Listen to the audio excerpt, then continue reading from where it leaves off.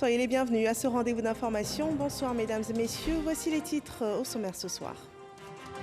Voici 4 ans que dure le dialogue politique, cette plateforme d'échange entre le gouvernement et l'opposition dans l'intérêt de la nation initiée en 2016. Les temps forts de cette table de négociation sont présentés dans le dossier politique du jour. Et la campagne présidentielle, période de traite pour certains secteurs d'activité qui profitent des moyens misés par les acteurs politiques pour conquérir les potentiels électeurs. Nous découvrirons cette autre facette de la campagne électorale dans ce journal. Et actualité en Guinée, la tension ne retombe pas alors que les résultats provisoires au niveau national ne sont pas encore connus. Les populations restent chez elles, les commerces fermés, les forces de l'ordre restent déployées, un climat tendu dans le pays. Bienvenue dans ces 23 heures. Il ne reste plus que 9 jours avant la date prévue pour le scrutin présidentiel. La campagne, elle, s'achèvera dans 7 jours. Alors, sur le terrain, les candidats poursuivent leur opération de séduction des électeurs. Kwadio Konomberta et Alassane Ouattara, parcourant les régions, invitent les populations à faire le bon choix pour la Côte d'Ivoire. Les acteurs politiques ivoiriens participaient à une séance sur le dialogue politique. La table de négociation a enregistré l'absence hier de principaux partis politiques de l'opposition. Après les conclusions de cette séance, le gouvernement réitère sa volonté de réussir ce dialogue avec l'opposition. La démarche semble être la même depuis 2016, l'année où tout a débuté, le dialogue politique de la genèse à aujourd'hui. C'est le dossier politique réalisé par Alexis Ouedraogo.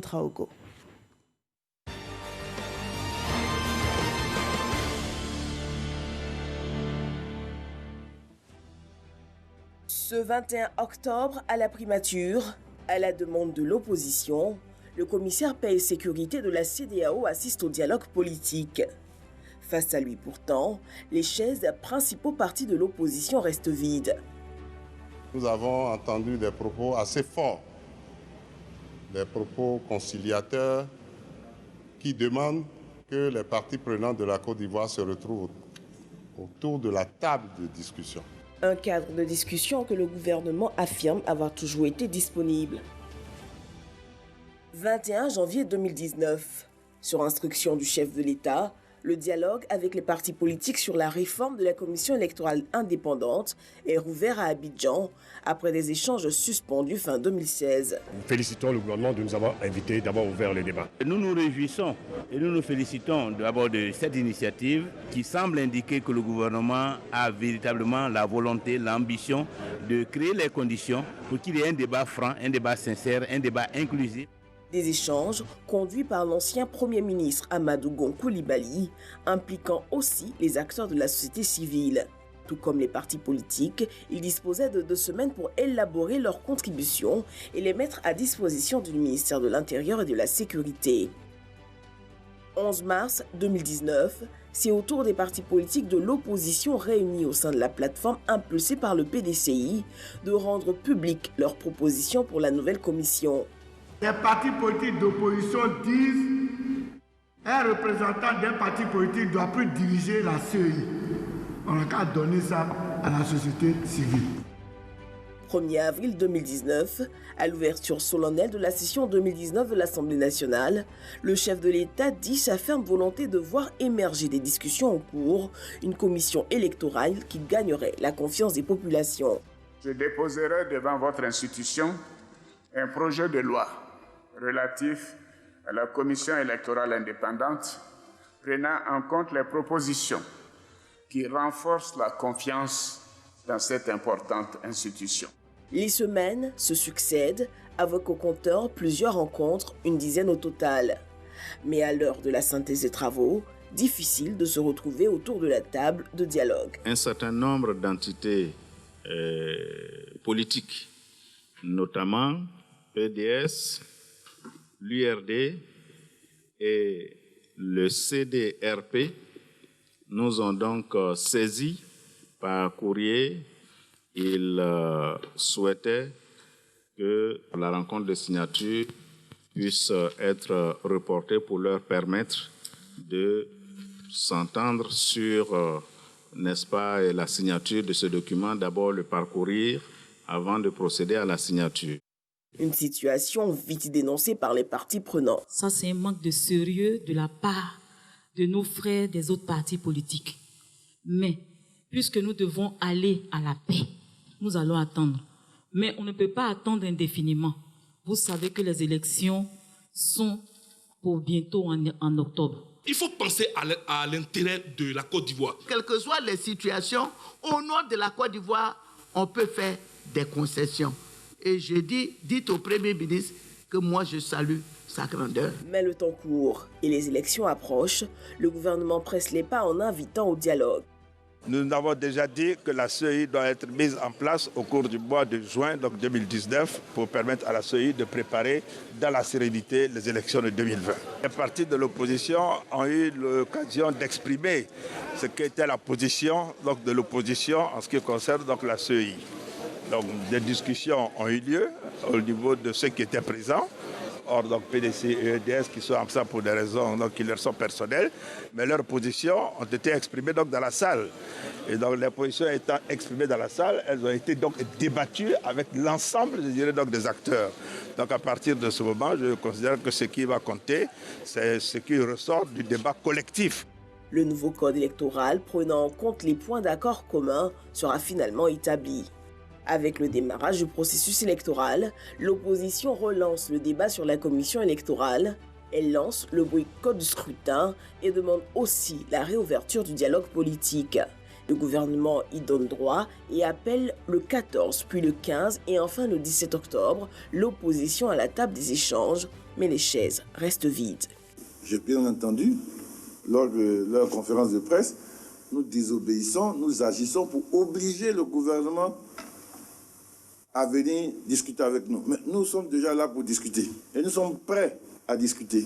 Comme le disait le président Oufoué, quel que soit le niveau des crises, à la fin, c'est toujours par un dialogue que cela se termine. Il faut faire l'économie des crises et commencer par le dialogue. Donc nous sommes disposés.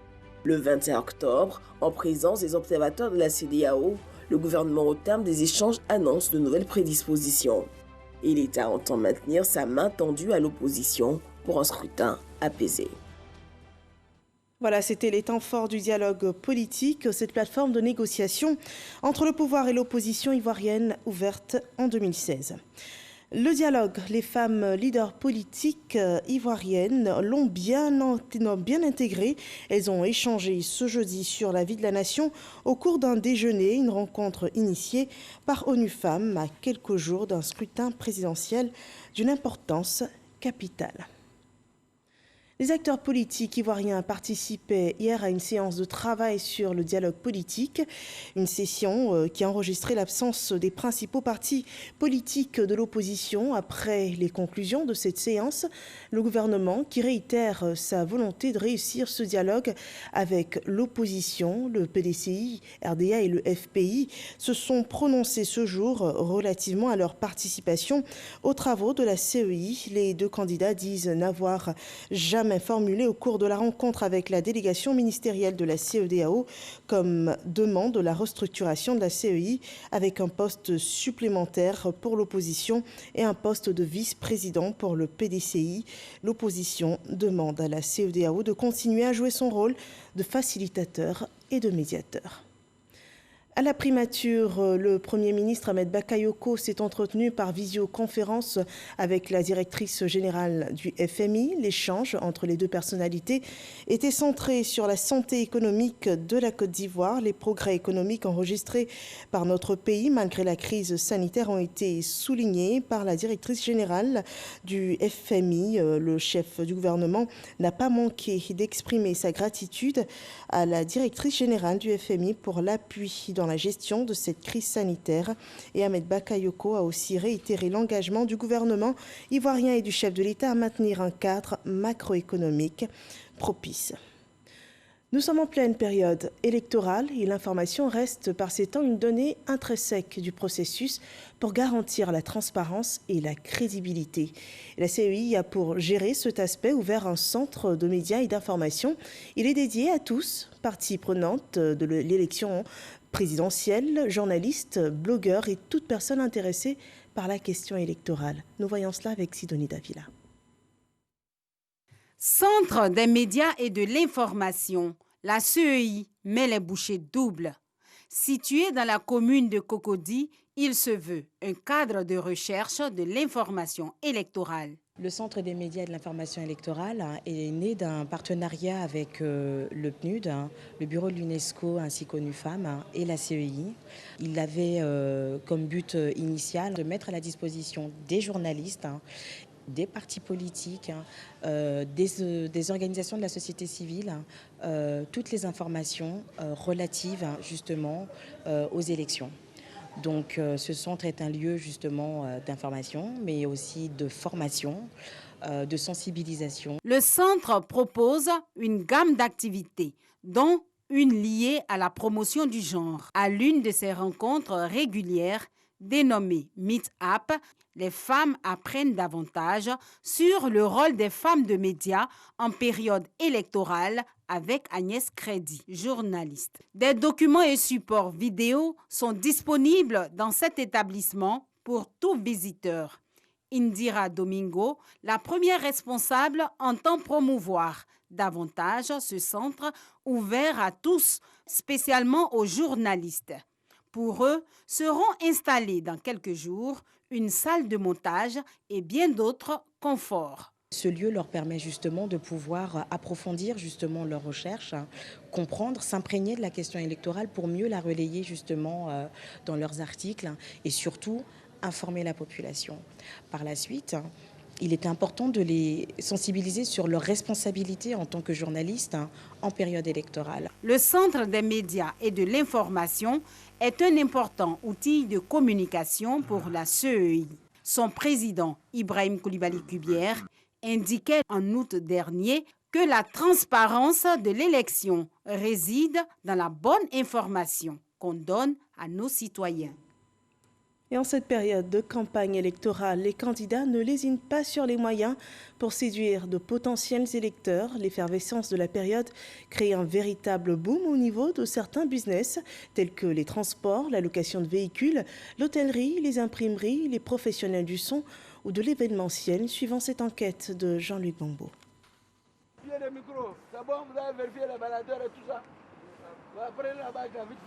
Encore une journée chargée pour Mamadou Touré, dit Touré BTS et ses employés.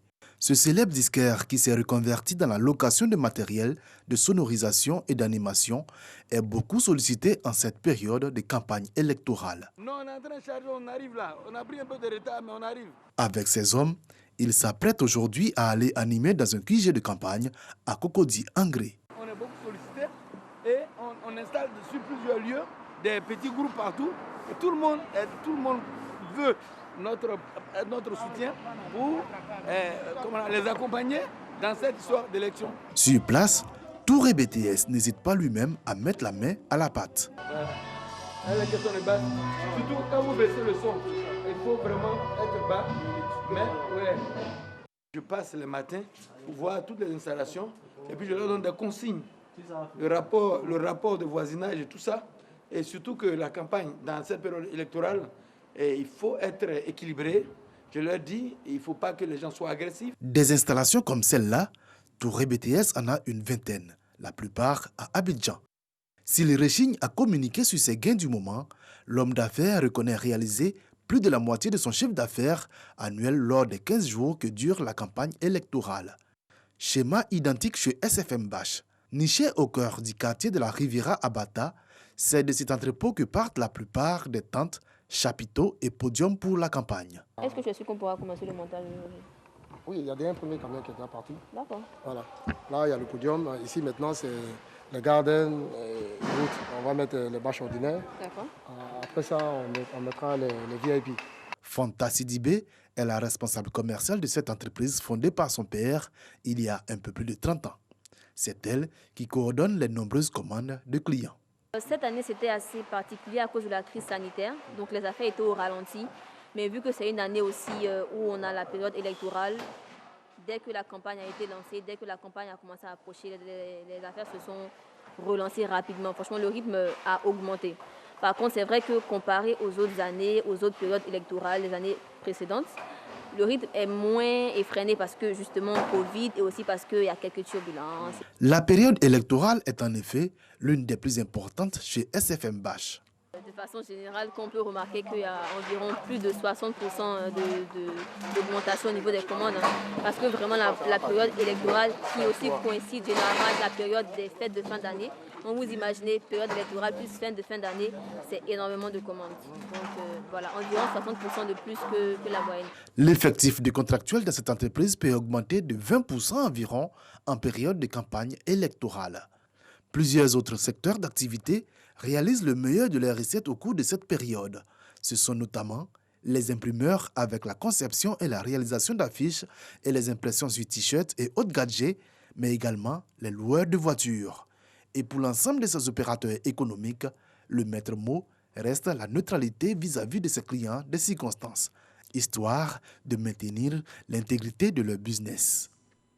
Et pendant ce temps-là, les élèves partent en congé. De nouvelles dates pour les congés de Toussaint, prévus se tenir du 30 octobre au 8 novembre prochain. Les congés de la Toussaint ont été réaménagés suite à une décision du ministère de l'Éducation nationale, de l'enseignement technique et de la formation professionnelle. Dans un communiqué édité ce jour, il est dit que les congés de la Toussaint sont avancés d'une semaine. Les congés sont désormais fixés au vendredi 23 octobre après les cours du soir, au dimanche 8 novembre inclus. Nous parlons à présent de cohésion sociale. Dans la région du Guémont, à l'ouest de la Côte d'Ivoire, la jeunesse de Duékoué s'engage pour des élections apaisées. C'est au cours de la caravane du Super Eboli, Serge Koléa, pour des élections apaisées. On voit cela avec Jean-Marc Djadji. Duékoué a décidé de tourner le dos à la violence, à l'image du quartier Duékoué Carrefour, qui a subi de plein fouet les conséquences dramatiques des crises successives en Côte d'Ivoire, notamment en 2011. La ville entend désormais relayer les messages de paix et d'unité. Cette vision nouvelle, les jeunes, les femmes, les chefs traditionnels l'ont réaffirmé à la faveur de la caravane du Super Ebony pour des élections apaisées. S'il s'agit de paix, s'il s'agit de cohésion, quelle que soit l'heure, quel que soit le moment, nous sommes toujours prêts pour vous accompagner. Que plus jamais Carrefour soit le champ des violences encore. Nous, en tant que leaders, nous faisons notre devoir pour qu'il y ait la paix. Oui, il y a la paix, mais il faut que la jeunesse soit autonome. Duékoué est en phase avec les objectifs de cette caravane à la grande satisfaction du Super Ebony. Serge Koléa a exhorté la jeunesse communale à se faire porteur de son message dans la région. Nous sommes en campagne pour la Côte d'Ivoire, pas pour un candidat. Nous venons dire à nos parents que nous devons résolument nous engager dans la paix.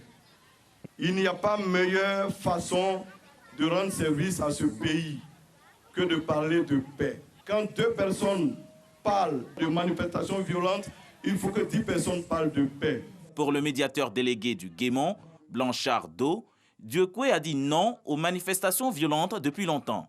Chers enfants, nous voici à nouveau à la veille des élections. Le monde nous regarde. Plus que jamais, disons non à l'intoxication des réseaux sociaux, non à la manipulation et la violence, car sans la paix, c'est votre avenir qui en dépendrait. Duékoué vit au rythme de la paix. Les populations s'inscrivent dans une dynamique de développement. Les jeunes, eux, veulent surtout bénéficier des programmes de création d'emplois. Et tout comme à Duékoué, la cohésion sociale est prêchée dans les localités de la région de la Mai. La population a été invitée à adopter les valeurs de paix et de cohésion. Mamadou Kouassi. La finale de ce tournoi de football inter-village a été l'occasion pour le ministre Joseph Seka Seka de revenir sur les actes de violence qui ont émaillé la région de la Mai ces dernières semaines. Il a également parlé de paix et de cohésion aux jeunes du département de Yakassato. Cette compétition a réuni une centaine de jeunes de plusieurs villages et les initiateurs veulent s'appuyer sur le sport, surtout le football, pour prôner la paix, le pardon et le vivre ensemble. pour la finale tenue dans le village d'Adjamé, dans la sous-préfecture d'Abongwa. C'est un message de cohésion que le parrain de la cérémonie a passé aux jeunes. Le professeur Joseph Seka a invité les jeunes à se détourner des actes de défiance de l'autorité et surtout de violences enregistrées dans la région de Lamé. Je voudrais donc vous inviter à être des enfants, des jeunes modèles, des jeunes respectueux du bien commun, des jeunes respectueux de leurs années, des jeunes qui ont conscience de leur avenir et qui doivent s'inscrire dans la dynamique de développement impulsée par le gouvernement ivoirien. Bientôt, des gens viendront pour vous demander de vous jeter dans la rue pour casser, pour brûler. N'entrez pas dans ces combines, parce que ça ne vous arrange pas. Ceux qui le disent ont leurs enfants en Europe, en train de fréquenter. Après les jeunes, ce sont les chefs traditionnels qui échangent avec le ministre Joseph Seka, par ailleurs vice-président du conseil régional de Lamé. Ici, il s'agit d'inviter les chefs à jouer leur rôle de promoteurs des valeurs de paix, du vivre ensemble, pour éviter à leur département des crises sociales. Un message bien apprécié par les chefs qui se sont engagés à soutenir les initiatives de paix et de cohésion pour le développement de leur terroir. Cette étape de la sous-préfecture d'Abongwa marque le début d'une tournée régionale que le ministre Joseph Seka compte mener pour encourager les populations et surtout les jeunes à promouvoir le dialogue en toutes circonstances. Voilà la culture de la paix pour réduire les violences et atténuer les tensions. C'est une solution aussi pour la coalition républicaine pour la défense de la paix. Une campagne de sensibilisation partira d'ailleurs à la rencontre des Ivoiriens pour enseigner cette valeur. Issa Chonayeo. Les jeunes du PDCI, du FPI, du RHDP et d'autres partis réunis au sein de la coalition républicaine pour la défense de la paix veulent une élection présidentielle apaisée en Côte d'Ivoire. Une tournée de paix est initiée pour aller sensibiliser la population sur la nécessité du vivre ensemble. Chaque moment, chaque jour, chaque instant, il nous faudrait nous investir pour parler de paix, afin de faire comprendre aux Ivoiriens que c'est par la paix que nous pouvons arriver au développement. C'est par la paix que nous pouvons nous réaliser. Et donc, il n'y a pas de tournée de trop. Je voudrais dire simplement que ce n'est pas parce que je suis PDCI-RDA ou bien je suis FPI que mon ami en face, avec qui j'ai grandi, on va se battre, on va s'en découper, on va se tuer. Non, la politique est faite pour pouvoir apporter le développement aux Ivoiriens et non la mort. C'est ce que nous allons expliquer aux gens. Allez-y voter. Si tu ne veux pas voter, tu restes chez toi à la maison. Si tu veux aller voter, tu votes. Mais va voter, donne ta voix que plutôt de donner ta vie. Bonnois, Tabou, Pongwanou, Mbayakoro, Diokwe et Bangolo sont les villes qui seront visitées par la caravane de la paix de la CRDP. Une caravane qui démarre ce vendredi à Bonnois.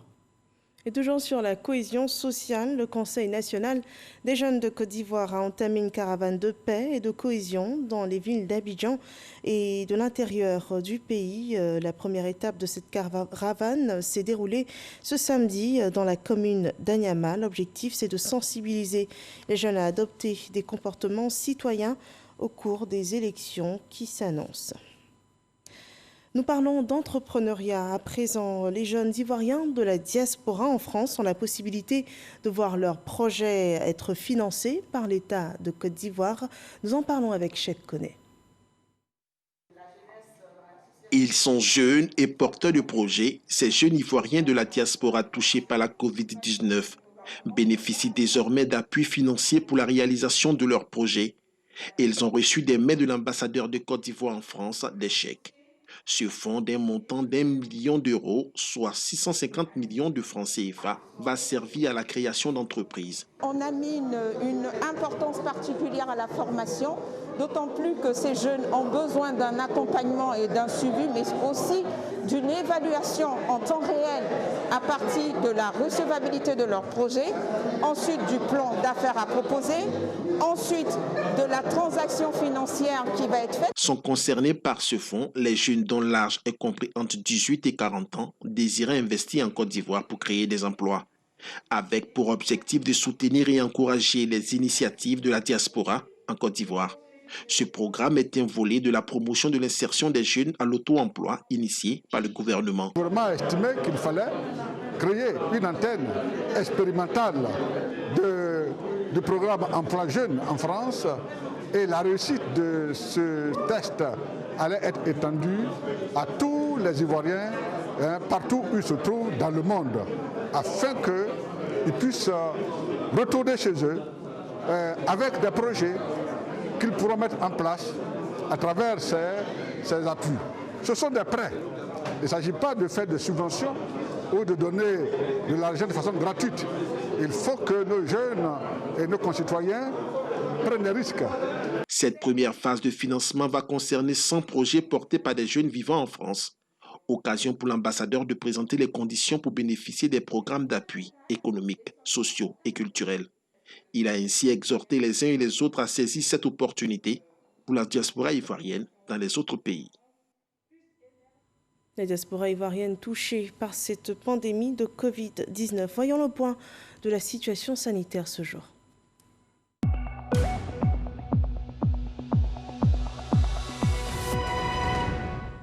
Ce jeudi 22 octobre 2020, 27 nouveaux cas de Covid-19 sur 1665 échantillons prélevés ont été enregistrés, ce qui représente 1,6% de cas positifs.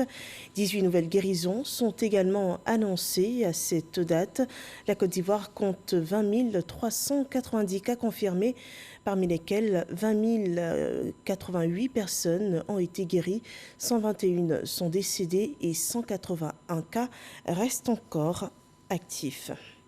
Dans cette crise sanitaire, l'ancien Premier ministre Amadou Gon Coulibaly s'est largement montré solidaire des Ivoiriens et même après sa disparition, cette valeur est perpétuée par les siens.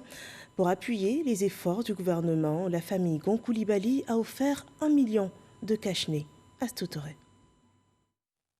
Dramane Gon Coulibaly remet des masques à la ministre de la Solidarité, de la Cohésion sociale et de la lutte contre la pauvreté. Ce geste pour honorer une promesse faite par feu Amadou Gon Coulibaly, ex-premier ministre de Côte d'Ivoire, décédé le 8 juillet dernier. Il avait, à titre personnel, initié une opération de commande de masques pour aider les populations ivoiriennes à pouvoir se protéger contre cette épidémie. La famille nous a demandé de venir très respectueusement offrir à travers vous, membres du gouvernement, ministre en charge de la solidarité, 1 million de masques.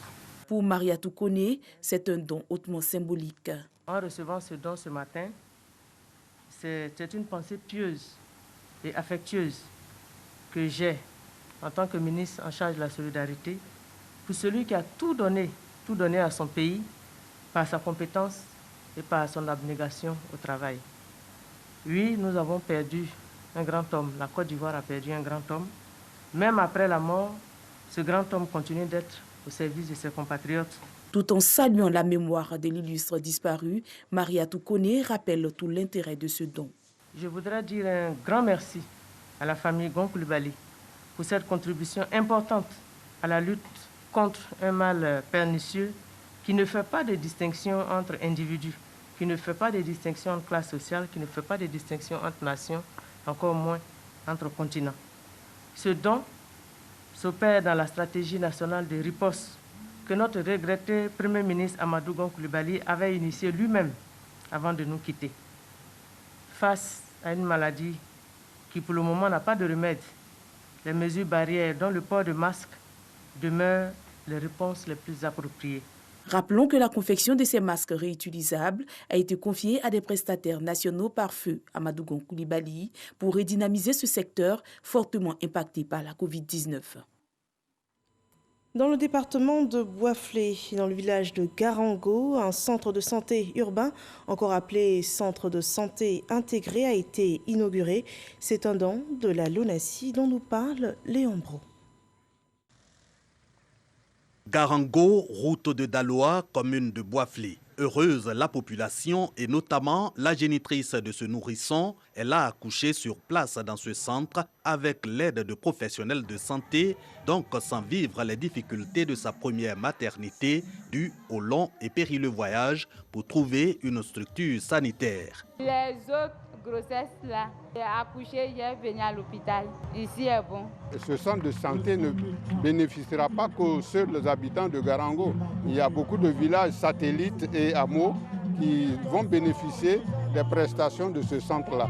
C'est pourquoi nous disons que sa mise à notre disposition est vraiment un véritable ouf de soulagement. Possible donc de se soigner désormais à Garango dans cet établissement de premier contact, un centre de santé urbain intégrant dispensaire et maternité, placé sous la responsabilité de médecin-chef. Coût de l'infrastructure, 150 millions de francs CFA, y compris les équipements et ces 2 logements pour personnel soignant. C'est un don de la LONASI, financé avec l'aide des loteries sœurs des pays membres du Conseil de l'Entente. L'outil qui a permis à ces 5 sociétés nationales d'œuvrer ensemble à la réalisation de cette infrastructure est la tranche commune entente appelée communément TCE. Il s'agit d'une loterie annuelle créée en 1970 par les États membres du Conseil de l'Entente et dont les gros lots sont tirés chaque année dans l'un des 5 pays, des pays membres du Conseil de l'Entente. Les bénéfices de cette loterie sont utilisés pour améliorer les conditions de vie des populations, pays qui accueillent le tirage. Objectif, amélioration des conditions de vie des populations. Ici, plusieurs actions à l'actif de la LONASI à travers sa fondation dans les domaines de l'éducation, de l'environnement, de la culture, de la santé. Actualité hors de nos frontières, le climat reste tendu en Guinée. Hier soir, de nouveaux résultats partiels de la présidentielle ont été annoncés par la commission électorale. Les chiffres de 20 circonscriptions sur 38 au total. Les résultats provisoires au niveau national ne sont pas encore connus et à Conakry, un important dispositif de la gendarmerie a été déployé dans certains quartiers. De nombreux habitants affirment être bloqués chez eux et plusieurs zones seraient inaccessibles. La plupart des commerces restent fermés. Actualité au Liban, les consultations parlementaires contraignantes menées par le chef de l'État Michel Aoun ont abouti. Saad Hariri est de nouveau désigné Premier ministre du Liban, 1 an après sa démission et 2 mois après la démission de son prédécesseur. Il devra s'accorder avec les forces politiques pour former un nouveau gouvernement. Saad Hariri, avant sa désignation, promettait une équipe d'experts qui ne serait pas issue de partis politiques pour mener des réformes économiques, financières et administratives pour espérer sortir son pays de la crise financière. Nous terminons ici cette édition d'information. Merci de nous avoir suivis. Portez-vous bien.